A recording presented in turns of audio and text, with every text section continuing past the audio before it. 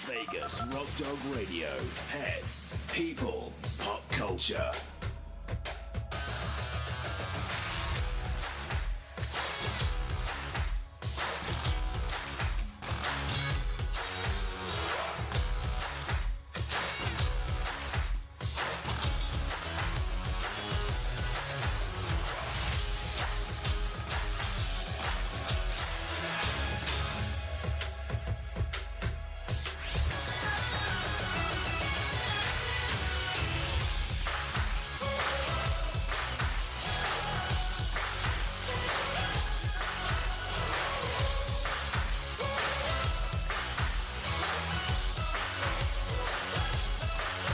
Let's bring on the host, Sam, the queen of rock and roll dogs.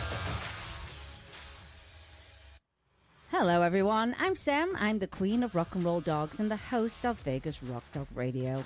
On today's show, I'm talking about nutrition and in particular, adding oils into your pet's diet. So, stay right there.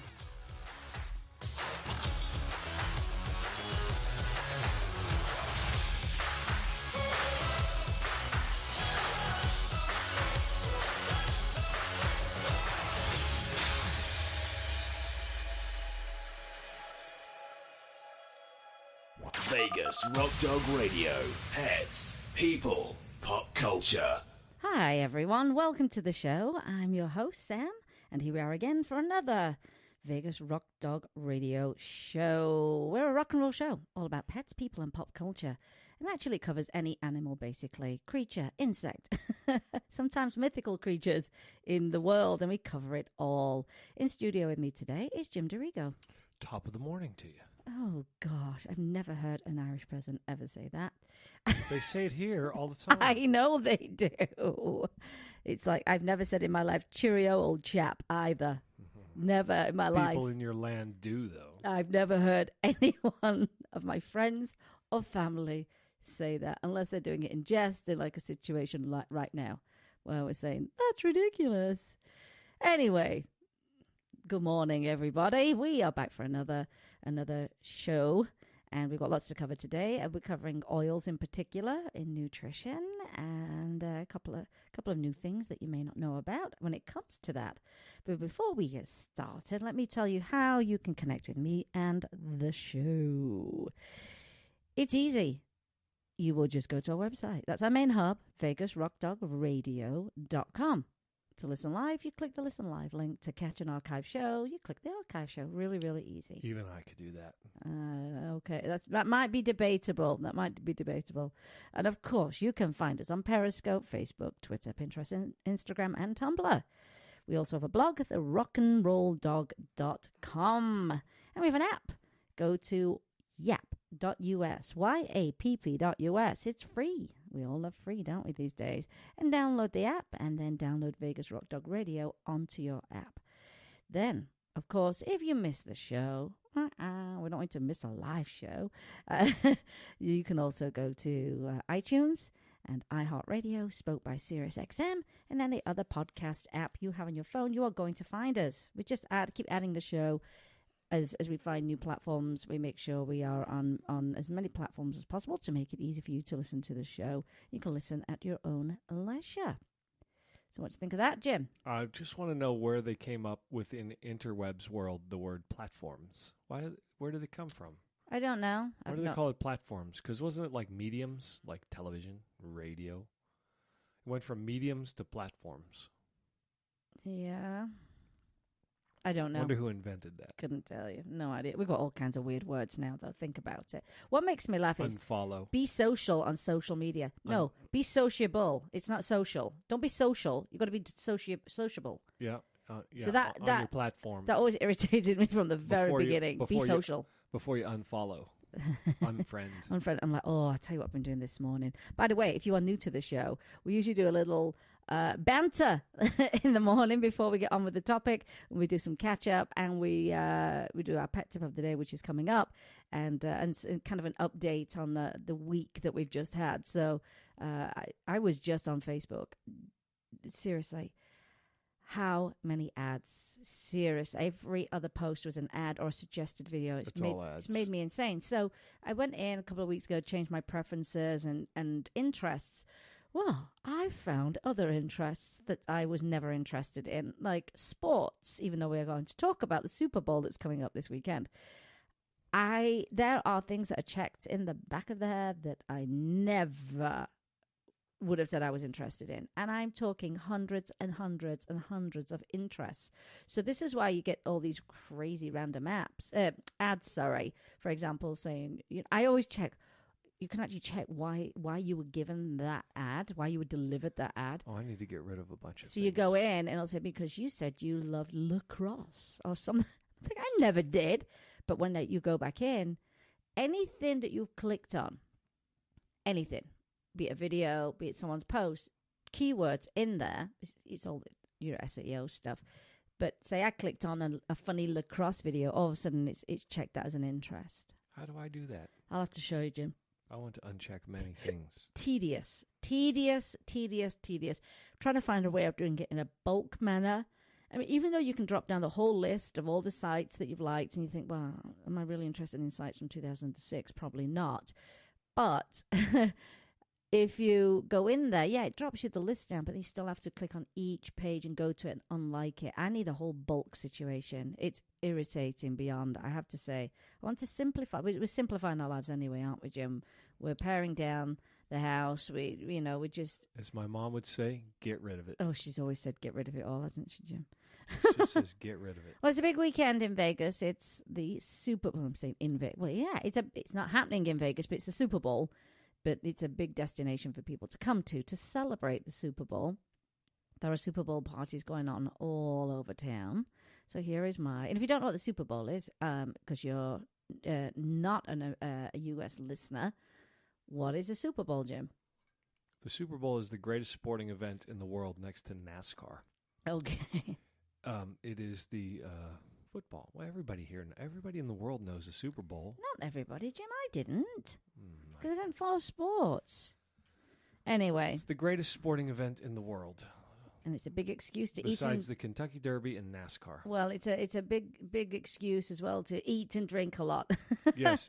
Millions and billions of pounds of guacamole are eaten every year at the Super Bowl. And they always talk about the stats, the snacking stats. The snacking stats. And it's like, well, I don't care how many millions of pounds of guacamole are consumed. However, we were talking about a farmer in Mexico who's like one of the world's largest producers of avocados. Oh, he probably loves this time of year. He makes like $1 million a day producing avocados. It's probably more than that, don't you think? I wonder if the cartels know about this business. I, on the record, do not like avocados. I can't stand the look, the texture, and now they make me, and they have made me projectile vomit instantly. So there's something there my system doesn't like. Avocados are so good for you. But on that topic, snacking, like Jim says, there are snacking stats, which is hilarious. But snacks can be very dangerous, and let me tell you why. The number of pets suffocating increases over the holidays, celebrations, and sporting events. Why? Because people love to eat snack-type foods, and these occasions are known for that, especially, like I said, the Super Bowl. And I can't imagine how much money they spend on the advertising to get you to buy, what do they call them? What they call the chips? Doritos and those kind of things. But therein lies the danger. Pets certainly love food, and they certainly love snacks, and they're very enticed by all the food that's going to be around at these house parties and big events. And given the opportunity, of course, they're going to try and snag, a snack or grab the bag. And any pet is going to want to lick inside of it. And we covered this the other week. And once the head is inside this bag, and it's not just bags, it can be containers as well. They can't get the wrapping off their head, and they panic, they breathe heavier, and in a short period of time, they suffocate. And a lot of pets suffocate daily from snack bags. It's shocking. We had Bonnie Harlan on from Prevent Pet Suffocation a couple of weeks ago, and it was one of our most popular shows and most shared shows, and people didn't know about it, and there were some people that came forward and actually mentioned that they had lost their pets in that exact same manner. So what we want to do is prevent that, and it is preventable. Few simple steps. And you're going to put your snacks in bowls, and you're going to chop up those bags with a pair of scissors. Never store them where your pets can get them, not on the countertops, not on tables, nowhere that they can get hold of them. And buy a locking trash can. If you've got a pet, like none of our girls that you would try and get a trash can, but then we got Mr. Twix, and he managed to drag, he's a short dog, but he managed to drag that thing over. So off we went, and we picked up a locking trash can. I have on my influencer page on Amazon, amazon.com/Vegas Rock Dog Radio, I think. Whoa, I hope that's correct. And I'll put the link on our Facebook page. I have a link on there for a locking trash can. It's the exact same one that we have. And even if he knocks it over, he cannot open it. I do not want to see anyone, another post where people say, we were at the Super Bowl, we had a big party at our house, and my pet passed away from petsification. Why didn't I know about this? So I think that's really, really important thing to focus on this weekend. I want to share this show again. I'm going to share the tip as a what do they call it? An infographic. Share. Let's get this word out. Let's prevent any kind of petsification so that people can enjoy this big sporting event and their pets are safe. So that's my pet tip of the week. And it's very simple to do. So there you go. There's my pet tip. Right. So let's get on to Mr. Jim. Oh, a couple of stories in the news. And one of them was, and we heard this last night, dog returns home 10 years after going missing. Can you imagine how that... Did you get that? Did you get the full story on that one already? I did. The dog was called Abby, and she came home after 10 years. And her owner, Deborah, they were reunited. And she returned after 10 years. They said she wandered off from home. Where had she been living? I don't know. Because my dogs do not get a chance to wander off anywhere. Anyway, the family had no idea what happened to her.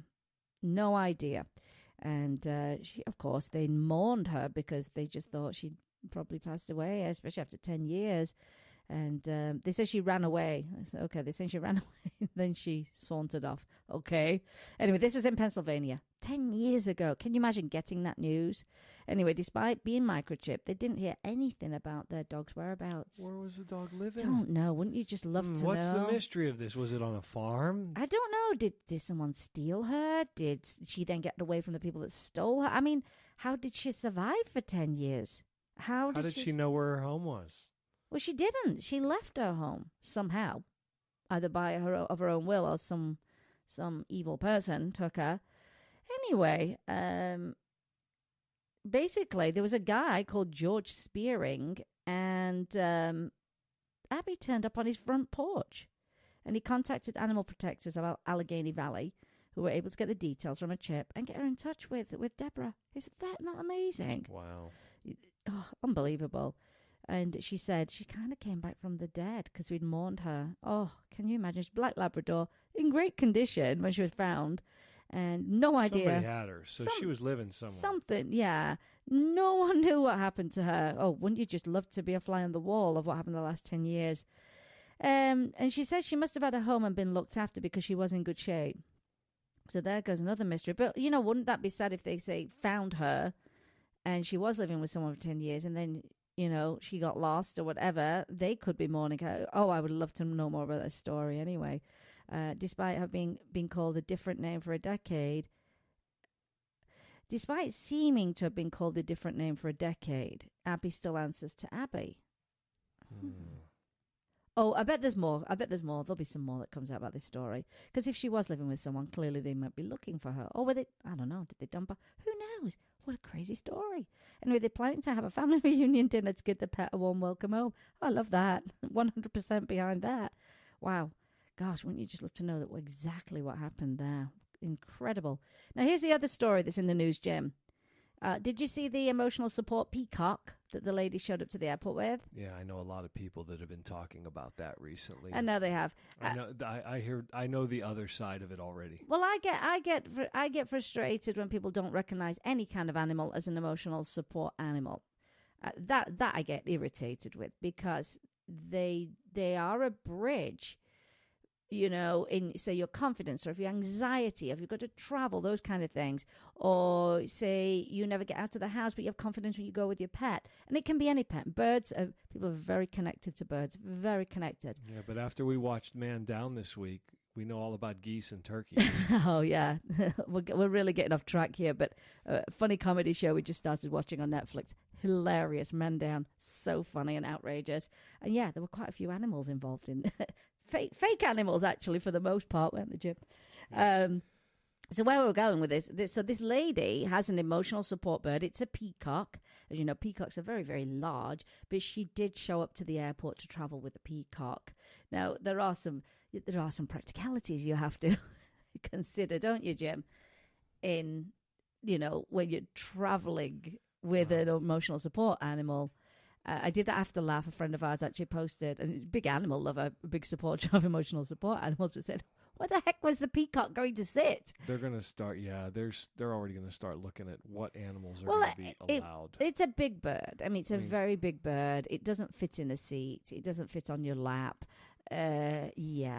So, as I say, I fully support people having those animals anyway, because we all know what a comfort they are to us, and they help us in many situations. But probably not the most practical to take on plane. They're talking now, that we've got to come to terms as a society about, what is the animal's role in our day-to-day function in our life. Like blind people seeing eye dogs, absolute necessity. But the thing is, I think the problem being, Jim, I think a lot of people don't think they're important when it's something you can't see.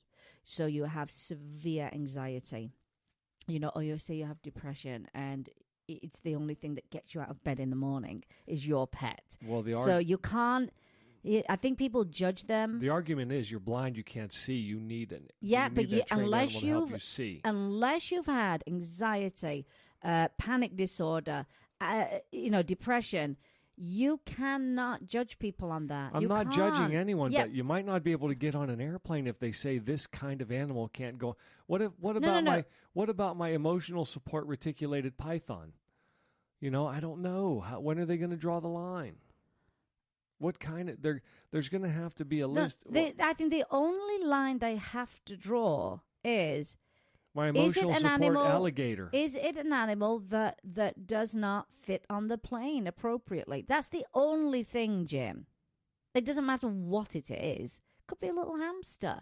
People would go, oh, that's so cute. They would. A snake, but it has the same role.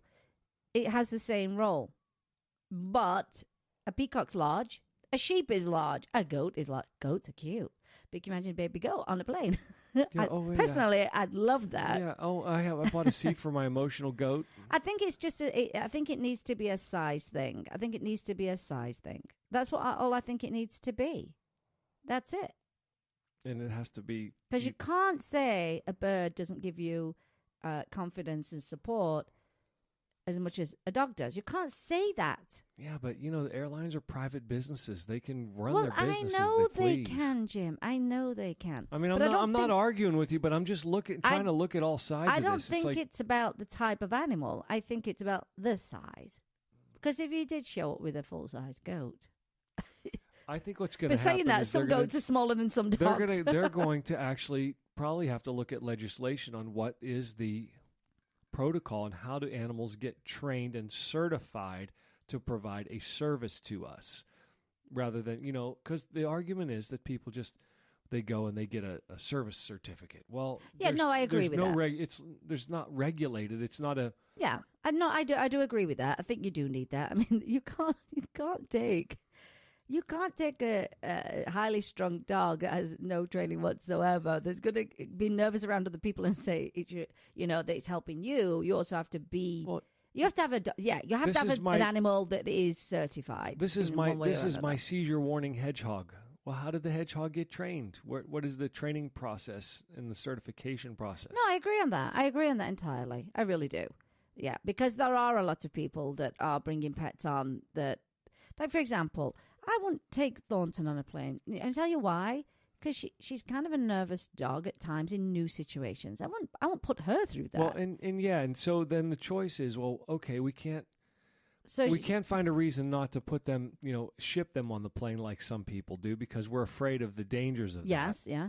But at some point, it's like, okay, well, But how does that help someone? I guess we can't fly with our dog. But how does that help someone if they're not with their animal? It doesn't, Jim.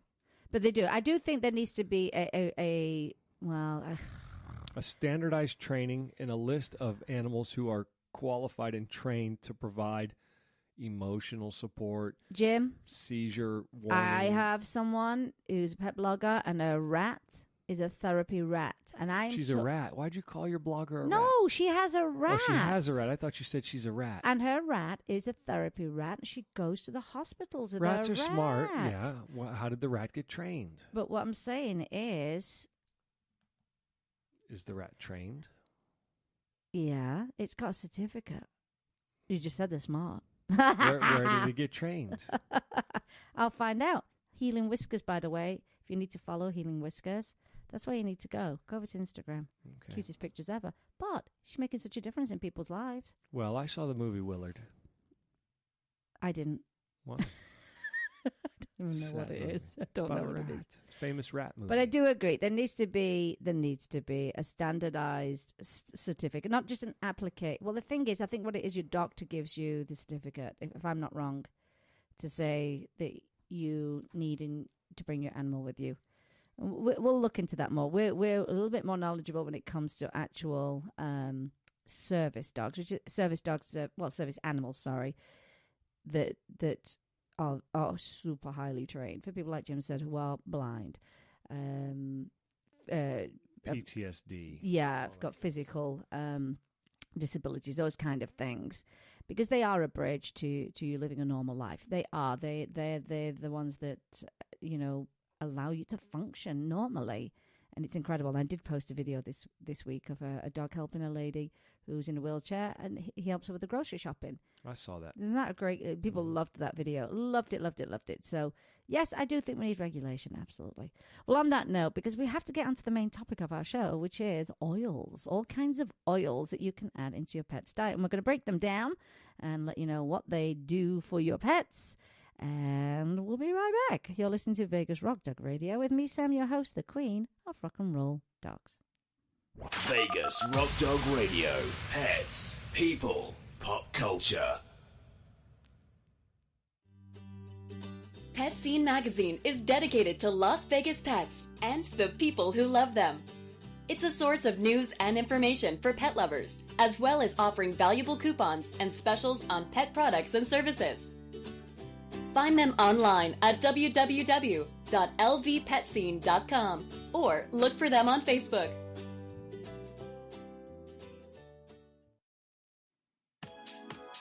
At Carl's Jr., not only do we make you happy with our delicious charbroil burgers, we also make your dogs happy.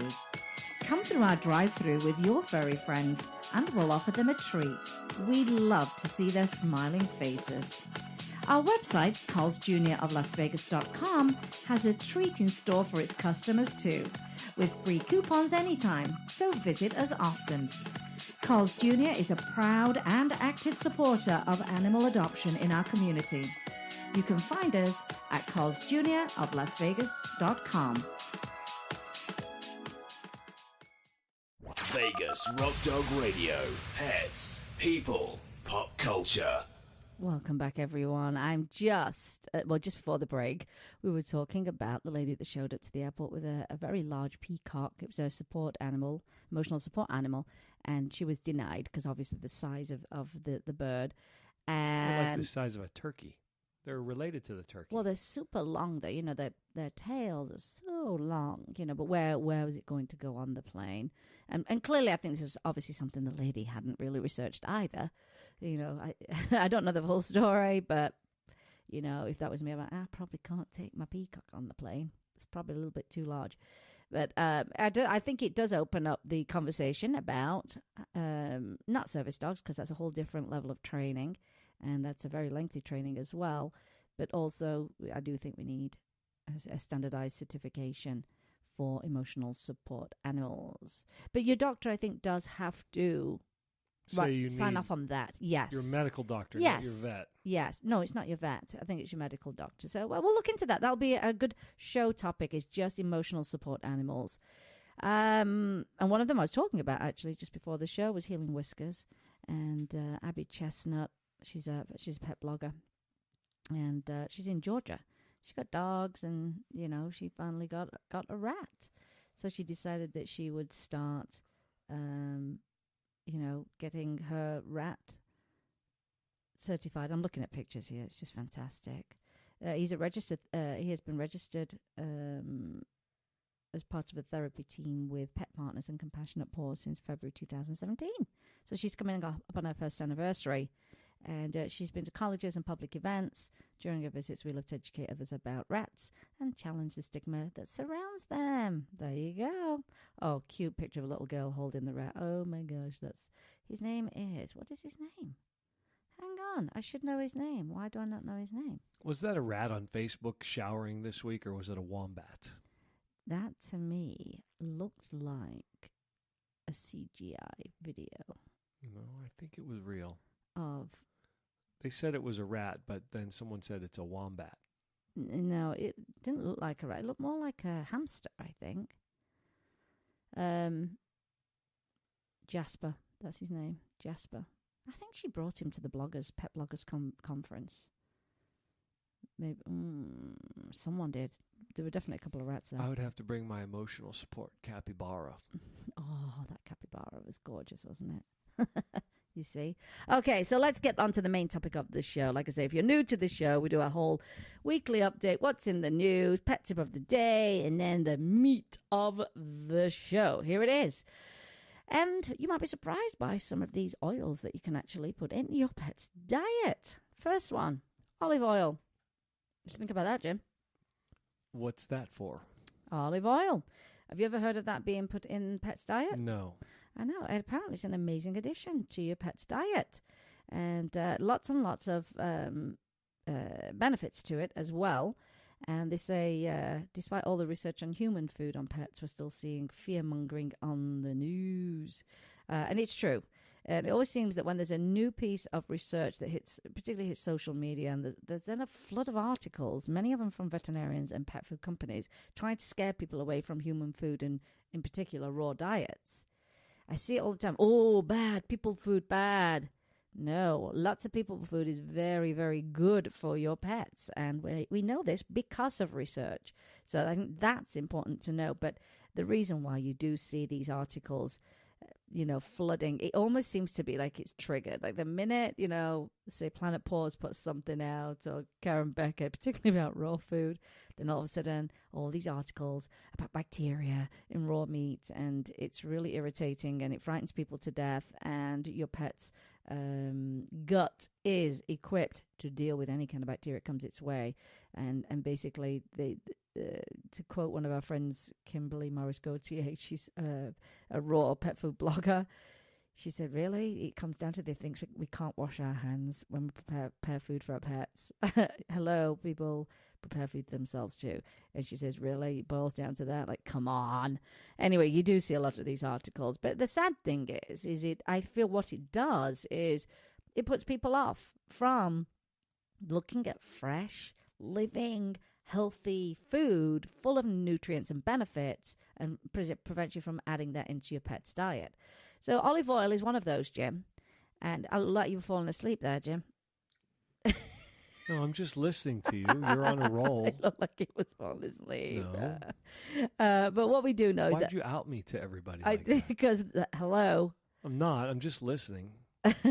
What we know is that there are a variety of fresh foods and oils that can provide health benefits for our furry friends. And today I want to cover those oils and that I talked about, and that you can add to your pet's diet to improve overall health. One that I'm reading about more and more is olive oil.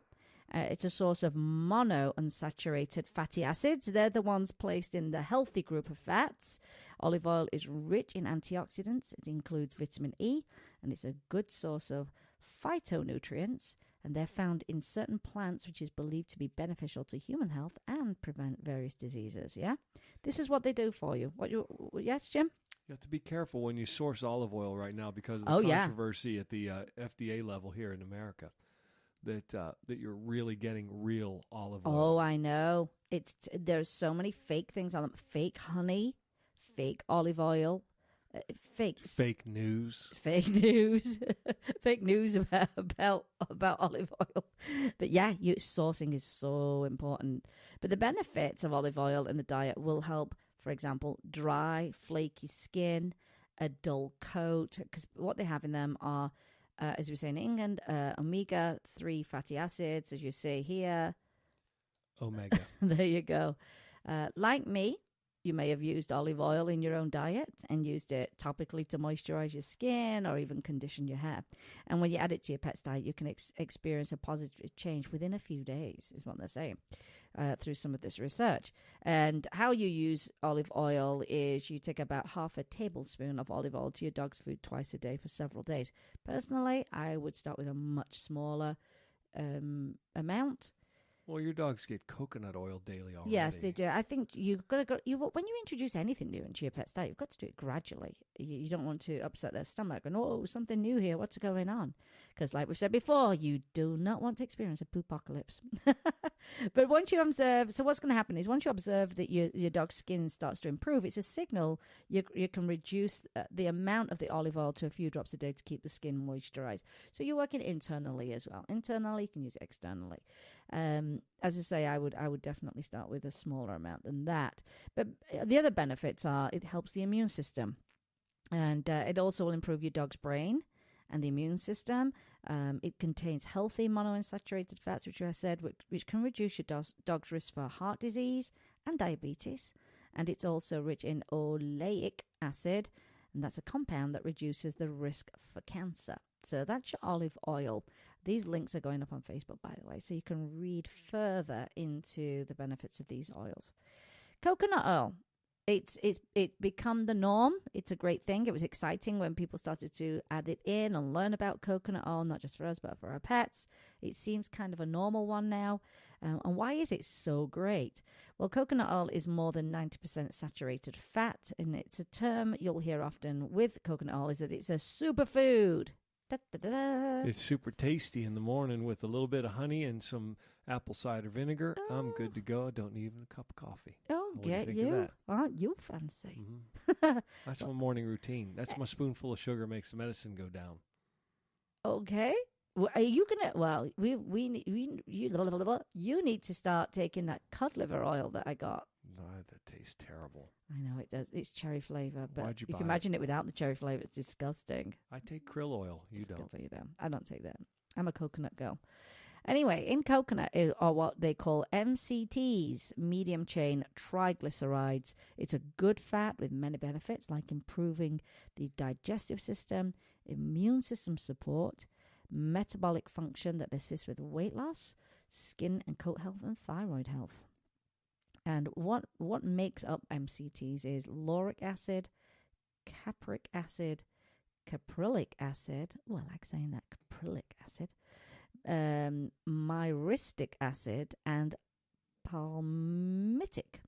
Coconut oil also contains about 2% linoleic acid, and that's a polyunsaturated fatty acid, and about 6% oleic acid, which is a monounsaturated fatty acid. So that oleic is both in the olive oil and in the coconut. Lauric acid has antibacterial, antifungal, and antiviral properties. Love that. And each of these acids has very specific properties. Capric and caprylic acid, also similar to lauric acid, are known for their antifungal effects. So these MCTs provide an immediate source of fuel and energy as they metabolize very, very efficiently.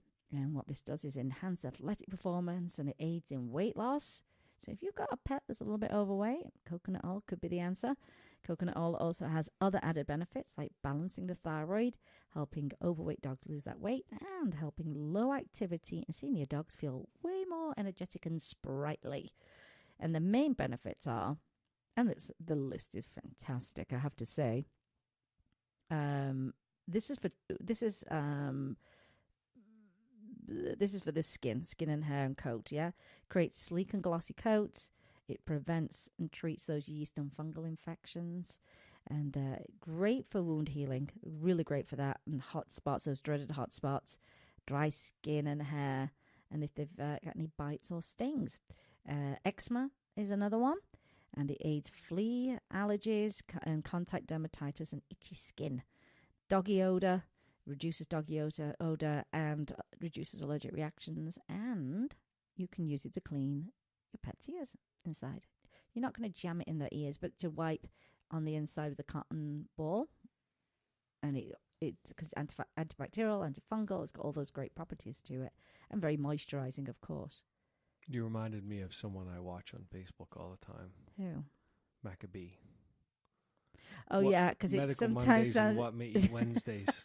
Maybe you need to get Maccabee on the show and talk about He's foods and so their nutritional benefits. knowledgeable. Unbelievably so, isn't he, Jen? And he's a world-class rapper. He's a world-class like reggae rapper, and when he educates you on food and on the benefits, it's all done in a rap. So, yeah, Medical Monday, What Might Eat Wednesday. Fantastic, isn't it, Jim? Yeah. Really good. And you can see him in concert. I love that. Is it because you like my rhyming? Yeah, your cadence started reminding me of them. Now, another thing you can do is you can actually put coconut oil on the pads of your pet's paws if they're dry and cracked and itchy. You can also put it on their nose if they've got a dry nose. So I've given Thornton basically, I've put her in the shower with me, given her a shower, and then just massage oil all through her skin when she really was struggling with allergies. And then just rinsed it off, pat it off. Just amazing. And then when they take it internally, you've got a whole amazing list here. It improves digestion. It increases nutrient absorption, which is brilliant. It helps with colitis and inflammatory bowel syndrome. It reduces and eliminates bad breath. It can brush their teeth with it as well, by the way. Helps with coughing. I imagine it would, because that really would soothe your throat. Powerful antibacterial, antifungal, antiviral agents. It balances the insulin and promotes normal thyroid function. And it helps prevent control diabetes. It aids arthritis and ligament problems and helps prevent infection and disease. Superfood. Let's say that word again. Superfood. And you can see why it's classed as a superfood. And I use it on a daily basis. I cook with it. I put it in my coffee, in my bath, on my hair. It's the best makeup remover ever. It's gentle on your skin. It even gets every bit of mascara off. Trust me on this one. And it's inexpensive. And it needs to be organic. Cold pressed. Virgin organic cold pressed. Yes, that's what it needs to be. Not all coconut oils are equal. And again, it's all about sourcing and knowing a little bit more about the oils before you actually add them into your diet or your pet's diet. Lots of great benefits there. I can see why people love it. I know you probably sound like, when you hear me say, put it in my coffee, like, oh my God, that sounds disgusting. It's not. Let me tell you what you do. You put it in your coffee, and then you go to IKEA and you buy yourself one of those little tiny frothy whisker things. It's like a cappuccino frother. It's dead cheap. It's like $3. And you basically whisk it in, and it just goes very foamy. It is not greasy. It does not float on the top. And you just whisk it in, and it's so delicious. Easy way to get that into your diet. And you can do the same for your pets. And again, you would start off small, and you would add that in to each meal. Let's move on. Well, do I need to take a quick break before I move on? I've got 2 more oils to talk about. We could take one more break. Yeah, let's do one more, because we're going to talk about fish oil and one that's booming right now. And I'll leave that to when we get back after the break. You're listening to Vegas Rock Dog Radio with me, Sam, your host, the Queen of Rock and Roll Dogs. Vegas Rock Dog Radio. Pets, people, pop culture. Welcome to Barking Dog Self-Wash and Grooming, your one-stop shop for all your pet's needs. We offer premium natural pet foods, full-service grooming, and an on-site bakery and boutique. You can choose to self-wash your dog or schedule a luxury pampering with our professional groomers. Visit our Cool Cat section, offering feline food, toys, bedding, and litter, while the adventurous dog department has everything you need for your outdoor activities. And don't forget Cody's Healing Garden, featuring flower, aromatherapy, and herbal remedies for pets. Find us at www.barkingdogslv.com, and we look forward to seeing you in our neighborhood.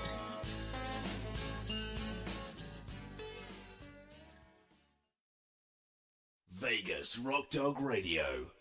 Pets, people, pop culture. Hello everyone, we're going to cover the rest of the oils that you can add into your pet's diet. And here we go. Oh, by the way, if you're just tuning in, Vegas Rock Dog Radio, that's what you're listening to.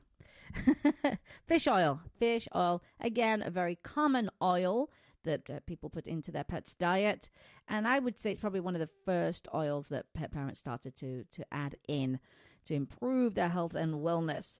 Like the two previous oils, fish oil for dogs and cats supports the health in a myriad of ways: skin, coat, joint, kidneys, heart, and the immune system. And what is in those fish oil supplements? They basically have two essential fatty acids, EPA and DHA. Oh, get ready. I got two big words, and please forgive me if I do not pronounce them correctly. Eicosapentaenoic acid and docosahexaenoic acid. They are both omega-3 fatty acids. I almost believe that you said those correctly, even though I don't know what those words I are. think I may have. I think I may have said them properly. First time I've said them out loud. But they're found in salmon, sardines, mackerel, black cod, which I've never actually heard of black cod, herring, anchovies, and albacore tuna.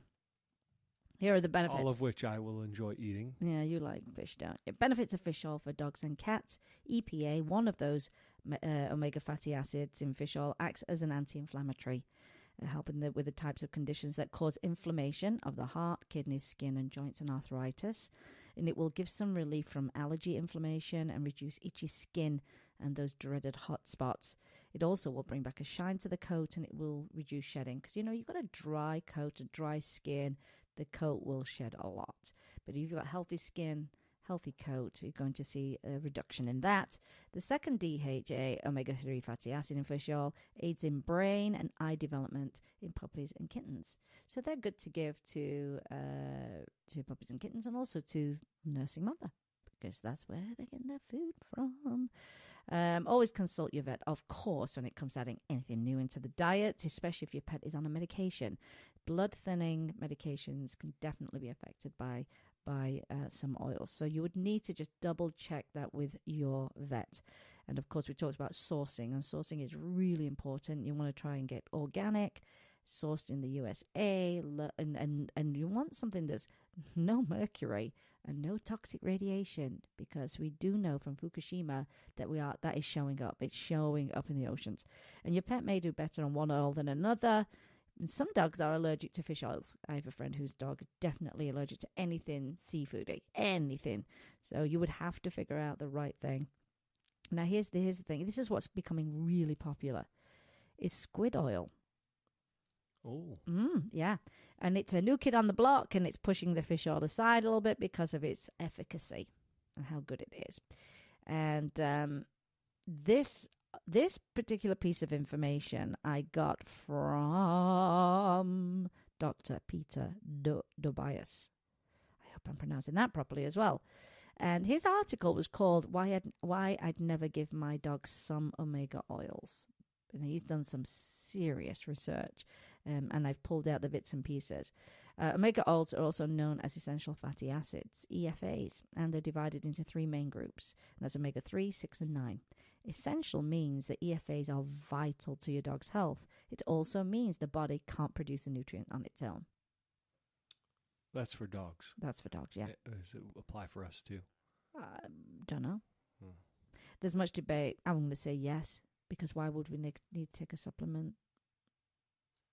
Or try and get these fish oils in our diet. There's much debate about omegas in the pet nutrition world. There's a lot of debate about it. But 6 and 9, omega-6 usually comes from vegetable oils, and the 9 fatty acids are found in animal fats and vegetable oils. They're not essential because the body can produce those.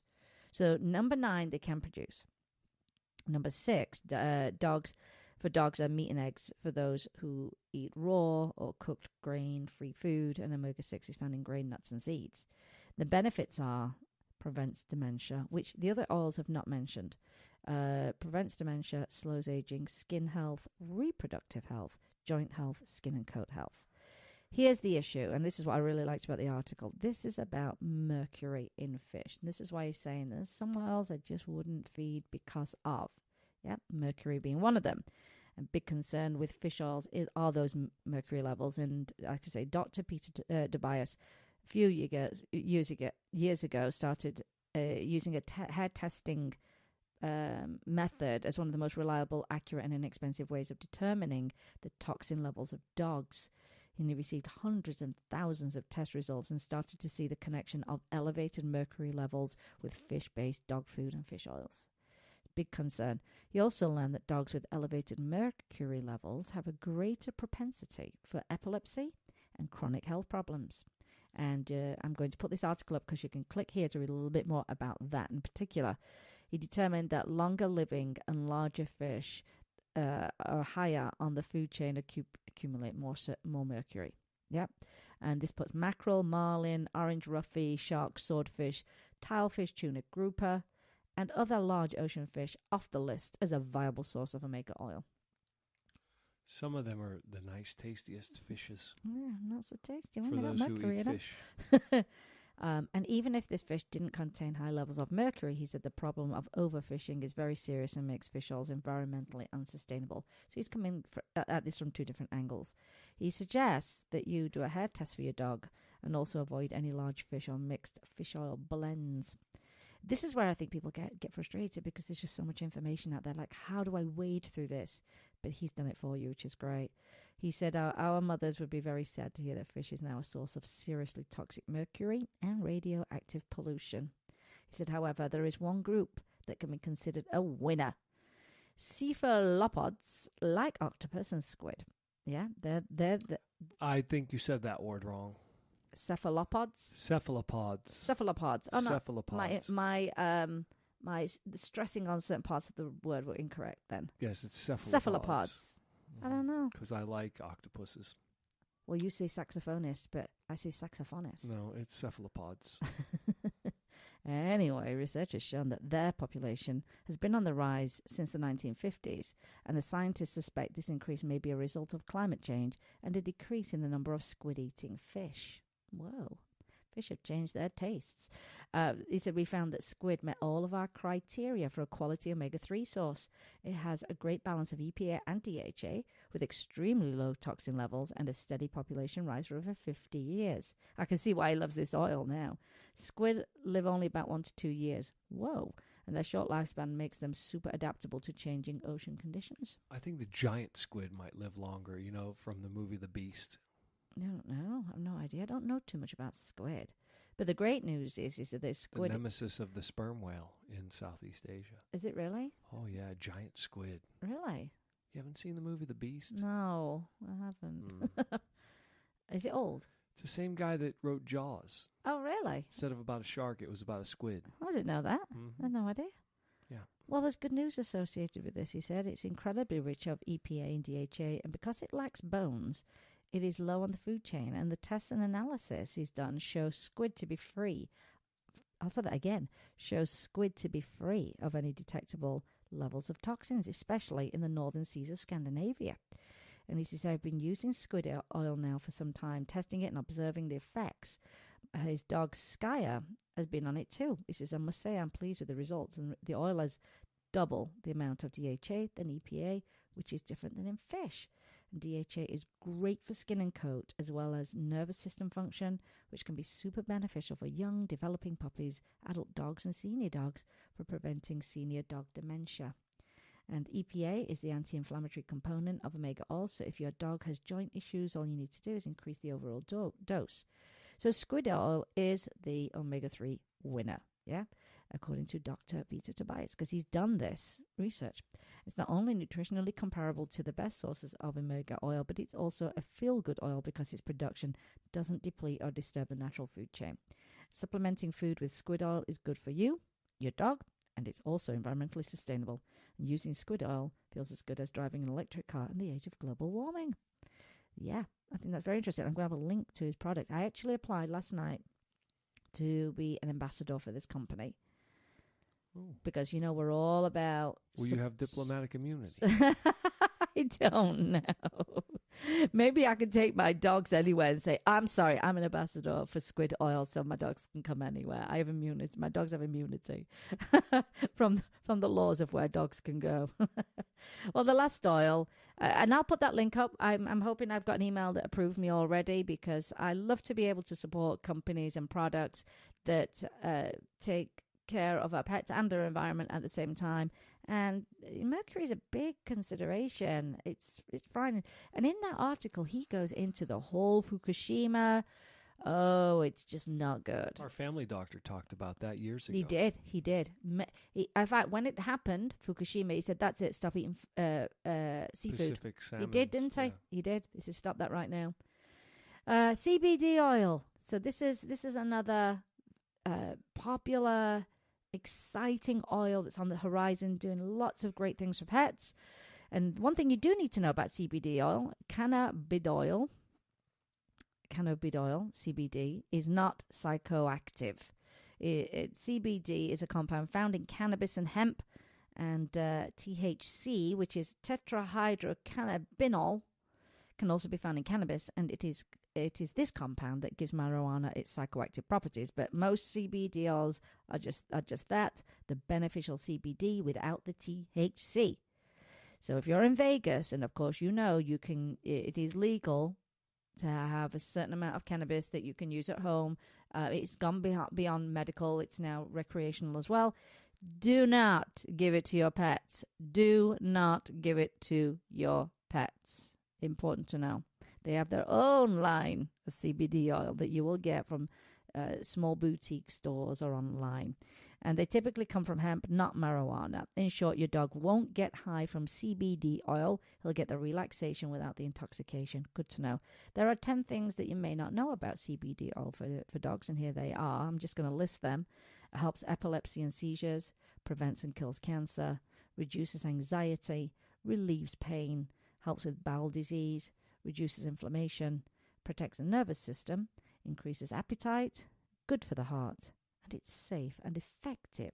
Comes in a manner of creams oils, and treats, and the oil, and orally and topically, and it's just, there's so much great news about CBD oil out there, and not all oils are the same. Like we've been saying through this whole show. You need a high-quality CBD oil that works, and here are a few things you must look for. So be a good shopper, yeah? Make sure the product is organic, yeah? If it isn't organic, your CBD oil contains pesticides, fungicides, and solvents. You do not want to give that to your pets. Don't cheap out. The higher the quality and purity, the higher the cost. Don't price shop. Be sure your CBD oil is free of additives and has a good amount of CBD. Get the analysis. Ask for a lab analysis of the amount of CBD in the product. Many CBD oils contain only small amounts, and the manufacturer should provide a certificate of analysis. You'll always want to make sure there is little or no THC in the product. And buy CBD as a tincture. You can buy CBD in treats, but the best form is in a tincture. This way you can adjust your dog's dose drop by drop to make sure he gets the most benefit. I do know with some companies they don't have a dropper that's small enough to give a small enough dosage for a dog that's 5 pounds and under. So what do you do then? So I don't know what the alternative is. I guess it would be treats. I'm not sure. I'm really not sure. But, when you're trying to look at the most beneficial way of doing it, can be a little bit of a downer. We did have a friend with a dog that's under 5 pounds, and on the manufacturer's bottle it said, cannot be, the smallest amount is still going to be too much for a 5 pound dog. So I don't know how they're going to get around that, but we are going to bring a guest on the show who's got over 10 years of experience in CBD oil, not just in pets, but in humans as well. Lots and lots of experience. And it's very widely used, and the results are very exciting, and we'll dedicate an entire show to that because people have lots of questions, and we want to be able to guide you the right way. Maybe there is some kind of solution they've come up with for those teeny tiny pets that would benefit from it. And our friend just said, it just has me a little bit scared because the one danger is overdose. That's the danger. So that was a worry for her, having a teeny tiny dog. And I know the benefits would have been amazing. But I'm going to put all these links up so you don't have to look for anything. You will just go to our Facebook page, Vegas Rock Dog Radio, and all those links will go up. They then will filter through onto all our other social media platforms as well. Well, Jim, that's it. That's my... How many oils did I cover there? 4 oils. You gave 10 pointers. 4 10 oils. benefits. You covered 4 oils. Yeah. And no doubt, with the amount of research that's going on right now in pet nutrition, there will be other exciting news on the horizon, most definitely. Oh, by the way, exciting news. Petfold, as you know, we were one of the first people to interview. We may have been the first, actually, to interview Cole Harrington about his documentary. Petfold, well, he's close to raising all the money he needs for Petfold 2. And if you haven't watched it and you want to make a change in your pet's diet, I suggest you start by watching that documentary first so you fully understand the commercial pet food industry. Then from there, you will have a ton of questions, I know you will, as what am I going to do now? I don't want to feed this kind of food anymore to my pets. So I always suggest you follow Dr. Karen Becker. You can follow Dr. Peter Tobias. You can follow Rodney Habib. You can follow Planet Paws, which is his organization. Dr. Merkala. He's human and pets. Well, he started with pets. I don't know too much about the history of Dr. Merkala. Our medical doctor follows Dr. Oh, does he? Merkala. I didn't know that. I know that Dr. Karen Becker does a lot of work with them. They're my top ones if you want to learn a little bit more about raw diets from the perspective of someone that just, figured her own way through it and then started working with experts and then got certified. You can follow Keep the Tail Wagging blog. And there's so much great information out there. And, of course, always talk to your vet. Now, if you find you've got a vet who's not open to better nutrition, change your vet. Or find yourself a pet nutritionist, because I think it's important that you do have a vet that fully encompasses every aspect of your pet's life, not just, let's treat this ear infection, your dog's overweight, your dog needs a surgery. We need to talk about diet. We know that is the core of good health, is a good diet and a good gut, and everything else should flourish from there. And it is an important thing to make sure that your vet is your pet's advocate as well as yourself, and you can have a conversation. Someone asked me that the other day. They said, I brought this up with my vet, and they went, "Oh, you've been talking to Dr. Google." I would have walked out right there and then. We love our vet. We always have a great conversation, and she's excited about the list of questions I always have. So make sure you've got someone that's on your side, most definitely, and interested in every aspect of your pet's health. Well, that's it. We are at the end of the show. We're all oiled out. We're all oiled out, but that gives you a bit of an idea of the types of oils.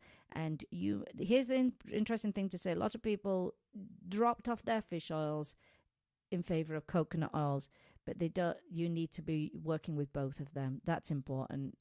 It's you're going to have to figure out your combination. You're going to have to figure out a combination based on your pet's health. There you go. That's it. Now, remember, you can always help an animal in need. Either rescue, adopt, donate, volunteer, or share their information. Rescue your next furry family member. And remember the word shop with word shop. You have to add the word replace before I need that. to remember to replace the word shop with adopt. Oh my God. 5 years I've been saying it and I've got it wrong for first time in 5 years. And be kind to all animals, even peacocks. Even though they might not be allowed on the plane. Even though they may not be allowed on the plane.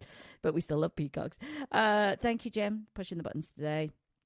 And my 2 dogs are in studio somewhere. They're extremely quiet, which makes me extremely nervous. I don't know what they're doing. And Miss Galaxy They're sleeping. Miss Galaxy always looks down on us from heaven.